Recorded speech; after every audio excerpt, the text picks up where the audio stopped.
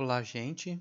Meu nome é Gabriel e essa é a aula de número 2 do curso de ASP.NET. Eu pretendo nessa série de videoaulas explicar passo a passo o desenvolvimento de uma página web utilizando a tecnologia ASP.NET. Será abordado não só ASP.NET, mas também outras tecnologias que também serão necessárias para a nossa página, como HTML5, CSS, JavaScript. Tentarei abordar todas as principais funcionalidades e conceitos utilizados nas páginas de hoje em dia. Vamos então aos assuntos de hoje. O HTML e o Visual Studio 2015.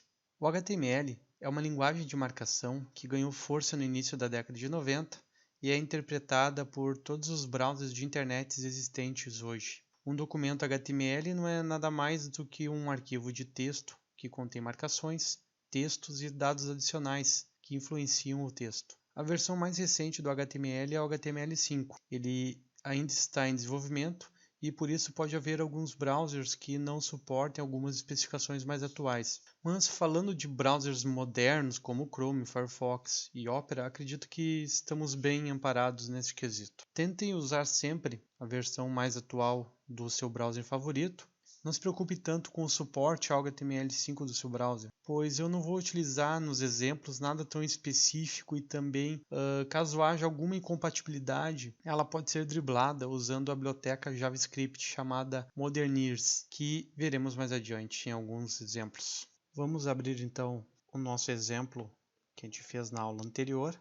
Abram o Visual Studio 2015 Community. Se vocês não fizeram a videoaula anterior, o link vai estar na descrição desse vídeo. Recomendo que assistam ou então baixem os arquivos prontos feitos na aula anterior. Os links também estarão na descrição do vídeo. Com o Visual Studio 2015 aberto, podemos ou abrir aqui nos links recentes dos últimos projetos trabalhados, ou vir aqui em File, Open, Website. Navegue até o diretório onde está o website que a gente fez na aula passada. Aula 1, abrir. O HTML usa texto entre os sinais menor e maior, indicando como o conteúdo deve ser mostrado no browser. Este texto entre os símbolos de menor e maior a gente chama de tags. Um par de tags com algum texto ou outro conteúdo entre elas a gente chama de elemento. Nesta primeira linha do nosso exemplo, temos uma tag de abertura, H2, e uma tag de fechamento, que é a barra H2. Tag de fechamento aqui. Este elemento indica para o browser que o seu conteúdo deve ser representado como um cabeçalho de nível 2. Reparem que a tag de fechamento ela é idêntica à tag de abertura. A única diferença é que a tag de fechamento tem a barra para a direita. Qualquer texto entre estas tags será considerado parte do elemento e será representado pelo browser como cabeçalho 2, neste exemplo aqui, que nada mais é do que um texto com uma fonte um pouquinho maior. Existem no total 6 níveis de cabeçalhos. Logo, podemos usar também, ao invés de H2, um outro exemplo seria usar H1, H3, H5, H6. Vamos fazer um teste? Peguem o código, deem um Enter. Agora vamos colocar H3, cabeçalho H3. Deem um Ctrl F5. Então, Hello World, cabeçalho H2 e o cabeçalho H3 aqui. Reparem que o cabeçalho H3 é um pouquinho menor que o H2. O H1 é o maior. Conforme vai aumentando o nível do cabeçalho, vai diminuindo o tamanho da fonte. Vamos tirar aqui o que a gente acrescentou para testar. Outro elemento que vemos nesse exemplo é o P, que indica que seu conteúdo é um parágrafo. Por padrão, o browser acrescenta um espaço adicional abaixo do texto. Ficará um pouco maçante explicar cada tag existente, então eu vou deixar para explicar as novas tags conforme elas irem aparecendo. Não se preocupem com isso agora. A maioria dos tags são gerados automaticamente pelo Visual Studio e caso precise inserir manualmente algum código, temos o recurso do IntelliSense também. Falaremos do IntelliSense mais adiante. Mais alguns detalhes do HTML. Vou falar agora um pouquinho sobre atributos. Alguns elementos HTML possuem atributos. Os atributos, eles acrescentam informações ao elemento que pode alterar o seu comportamento, como por exemplo a tag img, ela possui um atributo src, que indica a fonte da imagem.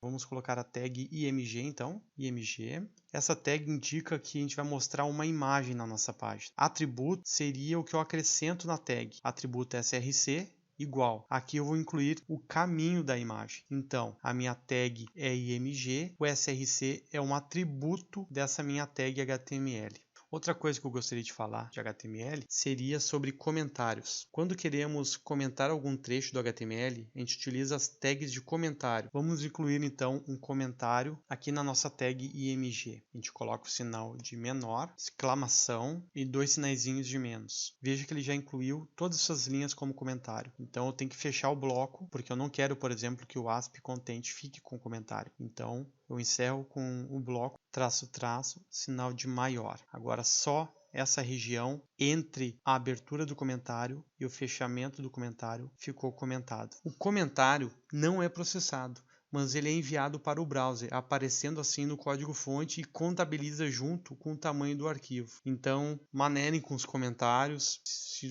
você incluir muitos comentários, um texto de comentário na sua página vai começar a ficar um pouco mais pesada. Mais adiante, quero mostrar também como usar comentários somente do lado do servidor e que não será enviado para o browser. Outra dica importante quando a gente está falando de HTML, nunca esqueçam de fechar as suas tags. Criou a tag de abertura? Coloca a tag de fechamento. Neste quesito, o Visual Studio ajuda a gente. Eu criei a tag H1, no que eu coloquei o sinal da tag, ele já criou para mim a tag de fechamento. Agora que eu já falei um pouco sobre HTML, que é uma linguagem de marcação de texto, vamos apagar o que a gente acrescentou aqui. Eu não posso deixar de falar da marcação do ASP.NET. Vamos acrescentar um botão, clico aqui no botão da minha toolbar e largo o botão aqui. A marcação ASP.NET ela é muito semelhante ao HTML.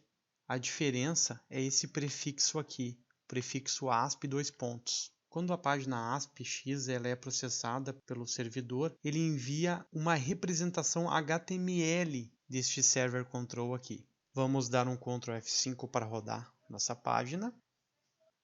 Aqui está o botão. Se clicarmos com o botão direito na página, exibir código-fonte da página, vamos descer até a página, a gente encontrará o nosso cabeçalho, H2 Hello World, o nosso parágrafo, e lembro da tag ASP, ela virou um input do tipo submit, valor botão, isso é, essa aqui é a representação HTML daquele server control que nós colocamos no nosso Visual Studio. Isso prova que a página ela foi processada antes de ser enviada para o browser. Bom, o que eu tinha para mostrar sobre HTML e linguagem de marcação de texto, por enquanto, é isso. Agora eu quero mostrar um pouquinho mais para vocês da nossa ferramenta, da nossa IDE, do Visual Studio 2015 Community. O menu principal é um menu com itens semelhantes aos encontrados em outras aplicações Windows, como o File, o Edit, o Help, e tem outros mais específicos do Visual Studio 2015, como por exemplo o Debug, o Tools. Este menu aqui muda dinamicamente conforme a tarefa que você está fazendo no Visual Studio. Você vai ver várias vezes itens deste menu aparecer e desaparecer conforme você for trabalhando na sua aplicação. Aqui à direita temos o link para logarmos com a nossa conta Microsoft, que sincronizará nossas configurações entre diferentes máquinas que estivermos logados com o Visual Studio. Mais aqui ao lado temos a janela de notificações. Ao clicarmos aqui na bandeirinha, abre a janela. Nela você encontrará informações sobre atualizações,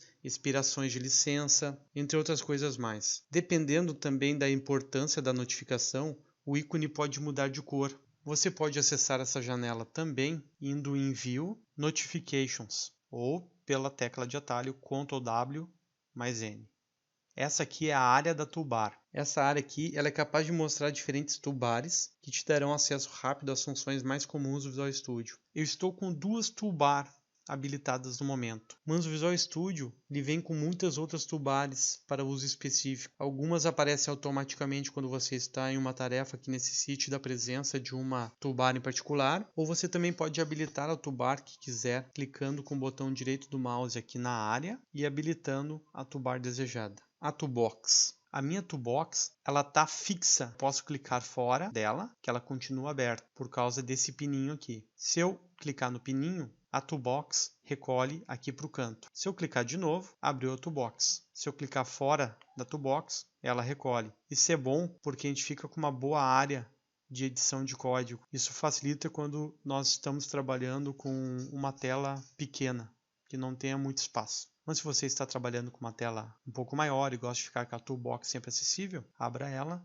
e fixe ela clicando no pino. Esse pino você vai encontrar em várias janelas do Visual Studio. Eles têm a mesma função. Clica, esconde a tela, quer fixar a tela, clica no pino que a tela vai ficar fixa.